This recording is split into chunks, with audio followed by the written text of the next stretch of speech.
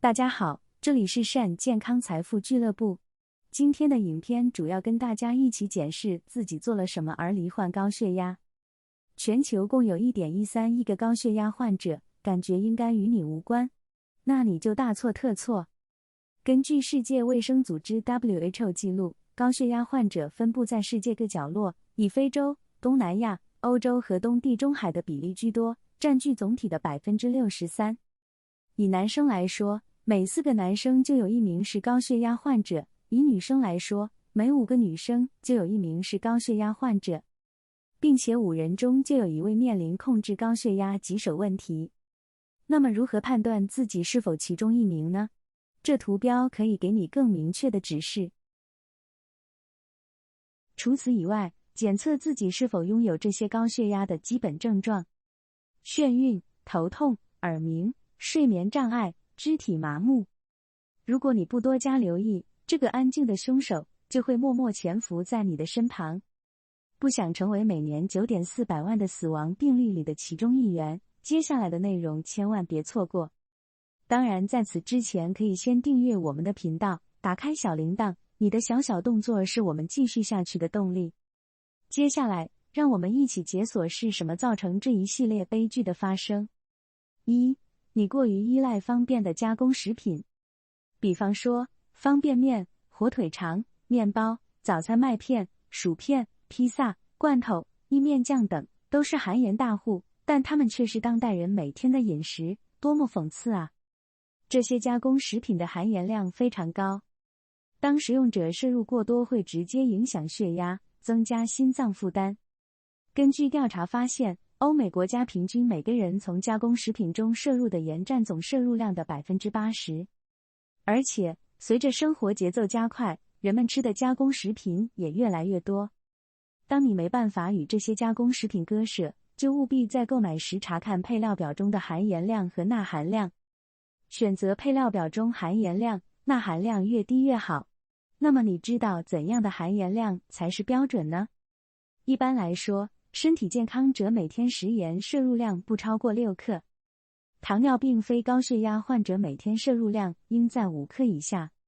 高血压患者和糖尿病肾病患者不超过3克。如果病情加重，则控制更严，每天盐摄入量不应超过1克。2. 你每天都过量饮酒。对于长期有饮酒习惯的人来说，适度饮酒往往不会造成大问题。对于健康成人，女性每天最多喝1杯，男性每天最多喝2杯。1杯酒是指355毫升啤酒、148毫升葡萄酒或44毫升80度蒸馏酒。研究表明，适量饮酒甚至有助预防心脏病。但是，频繁酗酒会导致血压长期升高，还会增加动脉粥样硬化的风险，促使心脏病发作和中风。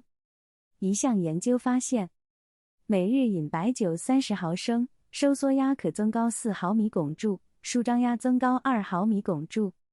每日饮白酒60毫升，收缩压可增高6毫米汞柱，舒张压增高2到4毫米汞柱。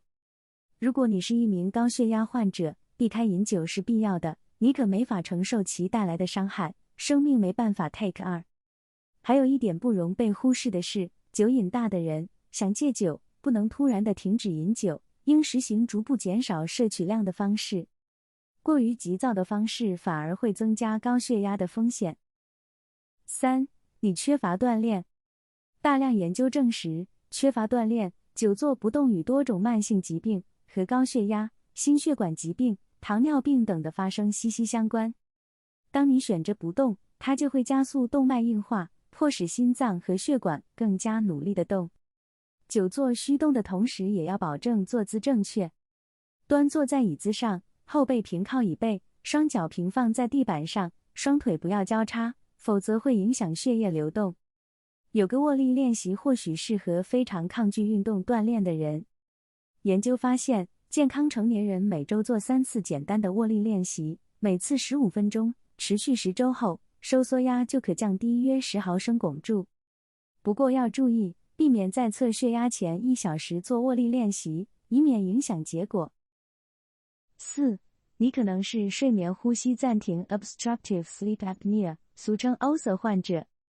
你或许没留意，相关报道指出，当中50%至70%阻塞性睡眠呼吸暂停病人同时患有高血压，而30%至50%高血压病人同时患有阻塞性睡眠呼吸暂停。其实，睡眠呼吸暂停更多见于顽固性高血压病人。没理解？他们就是指已经服用过3种或以上抗高血压药物，但血压仍然得不到满意的控制的群体。这 OSA 会导致睡眠中断和体内氧气含量下降，身体对此做出的反应就是血压升高。长期下来，睡眠不足也会通过增加应激激素的释放量，或增加你对垃圾食品的渴望，导致体重增加，进而升高血压。那么如何自我诊断是否罹患睡眠呼吸暂停？简单询问自己这几个问题：你睡眠鼾声很大吗？你的伴侣经常抱怨你打呼噜，可要引起重视了。你经常觉得疲劳、乏力，或者白天昏昏欲睡吗？你以前有高血压或者正在接受高血压治疗吗？ BMI 超过35千克每米2吗？超过50岁吗？超过40厘米吗？是男性吗？每个 yes 都代表1分的累计，多过3分属于睡眠呼吸暂停高危风险，少过3分属于低危风险。5. 你长期在承受工作生活压力和容易情绪波动。你是否每天面对着繁重的工作、满满的工作时间表、充满挑战的人际关系？如果你的回答是 yes， 需格外留意了。这些环境基本令你长期处于压力之下，促使人体分泌激素，引起血管收缩，造成排血时阻力加大，令血压升高，随之人体将产生一系列变化。改善你掌握压力的技巧吧。这包括简化日程安排、放松呼吸、运动、尝试瑜伽和冥想、睡眠充足、改变观点。这些健康行为的小变化都会让你远离高血压。对于高血压患者，尽可能避免情绪出现大幅度的波动，好比说生气、着急、惊恐。当你很容易受周围事件的影响而产生恐惧和过度的焦虑，就会导致内分泌紊乱，引起血压的进一步升高，使血压波动过大。少生气，少发火，控制情绪波动，保持良好的心情和平静的心态是你需要学习和掌控的生活模式，否则你就和高血压永远为伴。6. 你经常感到孤独或与社会隔绝。刚刚说的少生气、少发火、控制情绪波动，是意味着我们应该远离人群吗？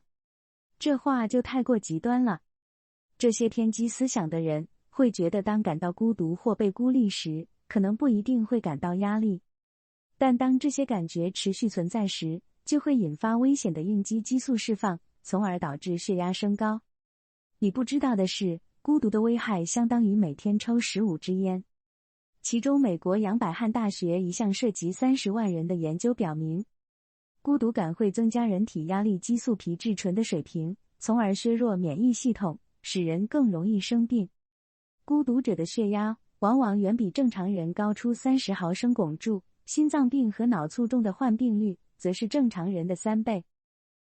今天，假设你不幸的中招成为高血压患者，千万别当作世界末日来临。